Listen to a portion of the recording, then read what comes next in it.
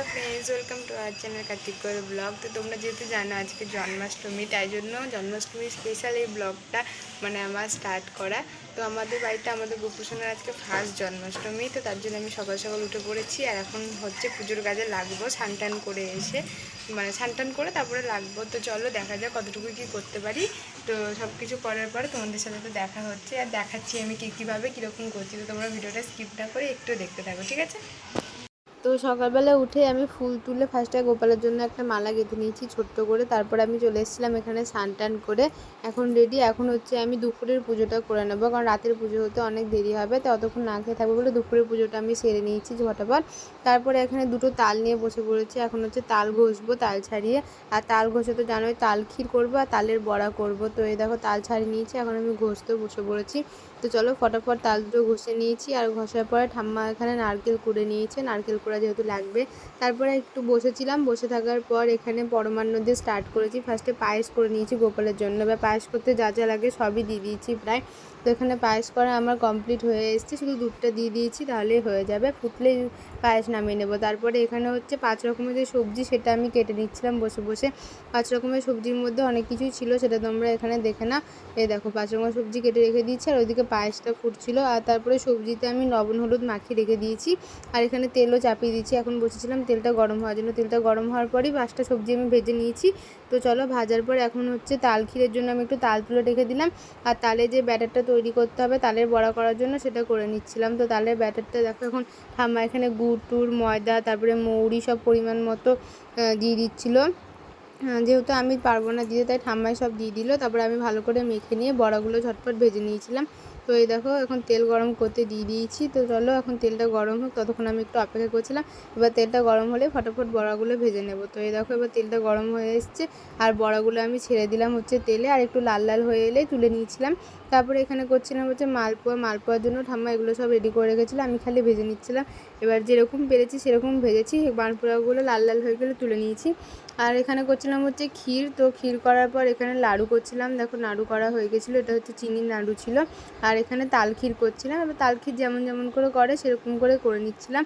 তো সব কিছু করার পরে ঠাম্মা এখানে লাস্টে একটু লুচি আর সুজিটা করে নিয়েছিলো। সুজির ভিডিওটা করা হয়নি, লুচি করছিলো সেটাই ভিডিওটা করলাম। আর তারপরে এখানে কেটে নিচ্ছিলাম আমি হচ্ছে ফল 5 রকমের। তারপরে এখানে দেখো দোলনাটা খুলছিলাম। এই জায়গাটা সাজানোটা আগের ভিডিওতে তোমরা দেখতে পাবে, দেখলে সেটা আমি একটা ছোট্ট ভিডিও করেছি। আমার আগের ব্লগটা দেখলে বুঝতে পারবে যে কীরকম ডেকোরেশন করেছি। আর এখানে হচ্ছে সাজিয়ে নিচ্ছিলাম গোপালের শৃঙ্গার, গোপালের স্নান করার পর যা যা লাগবে সেইগুলোই আমি সব একটা একটা করে বের করে প্লাস্টিক দিয়ে গুছিয়ে রেখে দিয়েছি। আর এই দেখো আমার সব কিছু সাজানো কমপ্লিট। যা যা লাগে গোপালের খাবারে সব দিয়ে দিয়েছি, স্নান করানোর জিনিস থেকে শুরু করে সব রেডি করে দিয়েছি। আর এখন রেডি হওয়ার পর এবার হচ্ছে আমি রেডি হব, রেডি হয়ে বসবো হচ্ছে পুজোতে। তো এই দেখো কেমন লাগছে ডেকোরেশনটা, তোমরা অবশ্যই বলো। কমপ্লিট হয়ে গেছে এখন। তারপরে এখন বসবো হচ্ছে সন্ধে দিতে। তো চলো তার আগে আমি একটু আলতা পরে নিই। এখানে আমার একটু ইচ্ছে হয়েছিলো, তাই একটু আলতা পরে নিয়েছিলাম। আর মামি তারপরে মা সবাই প্রায় পরে নিয়েছিলো আলতা। দেখো আমি 2 পা ভরে আলতা পরে নিয়েছি একদম। তো তারপরে এখানে হচ্ছে মামি পরছিলো আলতা। আর আলতা পরার পর এখানে হচ্ছে আমি এখন রেডি হব, তো তাই জন্য এটা তোমাদেরকে দেখাচ্ছিলাম। তো চলো এবার রেডি হয়ে চলে আসি। তো আমার ফাইনাল লুক ছিল এটা। তিলক কেটেছিলাম আমি আজকে, কারণ নিরামিষ যেহেতু উপোস ছিলাম। তো এবার কেমন লাগছে অবশ্যই কমেন্টে বলো। আর এখানে দেখো মামি আর পুচকি বসেছিল। তারপরে এখানে হচ্ছে গোপালকে স্নান করানোর পালা। তো এখন আমি বসে পড়েছি হচ্ছে পুজো দিতে। তো এখানে দেখো গোপালকে পঞ্চামৃত বলে যেগুলো দিয়ে স্নান করাতে হয় সেগুলোই করছিলাম। ওতে ছিল ঘি ছিল, চন্দন ছিল, মধু ছিল, তারপরে দই ছিল, দুধ ছিল, লাস্টে গঙ্গার জল দিয়ে ভালো করে স্নান করে দিয়েছি। তো প্রথমে ঘি মধু চন্দন এগুলো সব ভালো করে মাখিয়ে নিচ্ছিলাম। আর এখানে দেখো দুধটা ঢেলে দিয়েছি মাথায়। তারপরে লাস্টে দইটা দিতে ভুলে গেছিলাম, তারপরে আবার পরে দইটা দিয়ে ভালো করে করে দিচ্ছিলাম। তো দুধ দিয়ে স্নান করানোর পর দেখো এখানে দইটা মাখিয়ে দেবো ভালো করে। তো দইটা মাখানো হয়ে গেলে তারপরে গঙ্গার জল ঢেলে ভালো করে গাটা মুছে নেবো। তো দেখো দুধ দেওয়া হয়ে গেছে, এখন দেখো গঙ্গা জল দিচ্ছি একটু। তারপরে আমার মনে পড়েছে দই দেওয়ার কথা। তোমরা কারা কারা জন্মাষ্টমী পালন করেছে, তোমাদের বাড়িতে কাদের কাদের বাড়িতে গোপাল সোনা আছে আমাকে কমেন্টে অবশ্যই জানাবে। আর ভিডিওটি ভালো লাগলে তো জানোই কী করতে হবে, like comment share and subscribe করে দিতে হবে অবশ্যই চ্যানেলটিকে, ঠিক আছে, নেক্সট ভিডিও দেখার জন্য।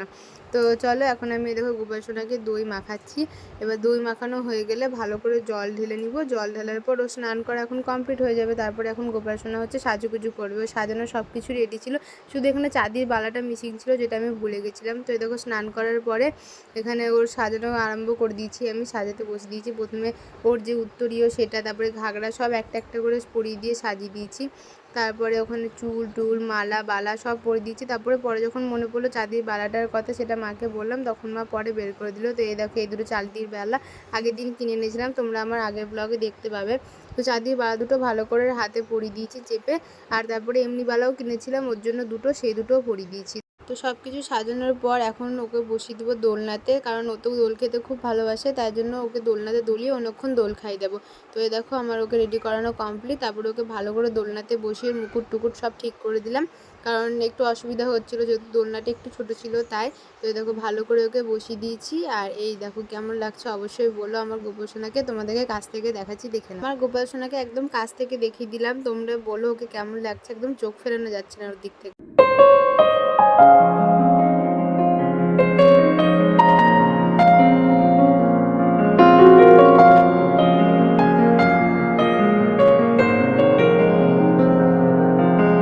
तुमको भी है खबर,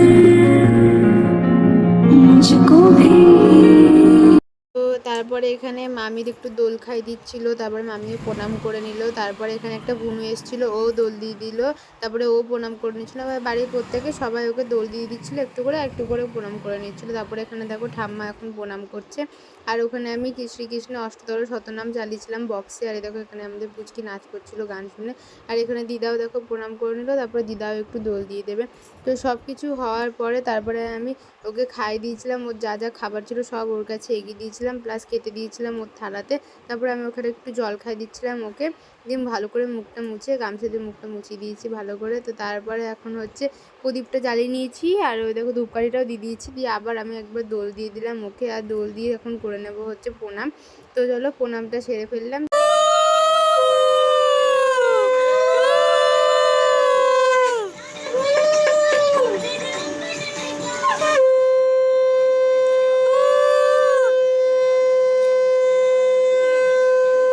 এখানে আমার শঙ্খ বাজানো কমপ্লিট। এখানে আমি আর মামি বসে পড়েছি, আমি মামি আর ঠাম্মা উপোস করেছিলাম তাই। আর এখন আমি পড়ে নিচ্ছিলাম হচ্ছে জন্মাষ্টমীর ব্রত কথা। তো সব কিছু হয়ে যাওয়ার পর তারপরে এটা দেখো, এটা হচ্ছে এই বাড়ির গোপাল সোনা। এই বাড়িতে তো খাওয়ানো দাওয়ানো সব কমপ্লিট হয়ে গেছিলো, জাস্ট তোমাদেরকে একটা ছোট্ট ভিডিও দেখিয়ে দিলাম। তো এই গোপাল সোনাটাকেও খুব সুন্দর লাগছে, দেখো একদম চোখ ফেরানো যাচ্ছে না ওর দিক থেকে, কি সুন্দর করে সাজিয়েছে দেখো। তো এটাই ছিল আজকে জন্মাষ্টমী স্পেশাল একটা ছোট্ট ব্লগ। তো ভিডিওটি কেমন লাগলো অবশ্যই বলো, আর আমার গোপু সোনাকেও কেমন লাগছে অবশ্যই কমেন্টে জানিও। তো ভিডিওটি ভালো লাগলে like comment share and subscribe করে দিও। তো দেখা হচ্ছে অন্য কোনো ব্লগে, টাটা।